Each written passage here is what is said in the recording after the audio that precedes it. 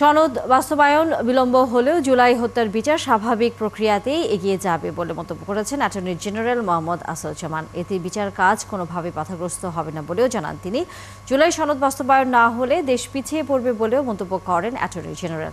শনিবার এক ছায়া সংসদ বিতর্ক অনুষ্ঠানে এসব কথা বলেন তিনি।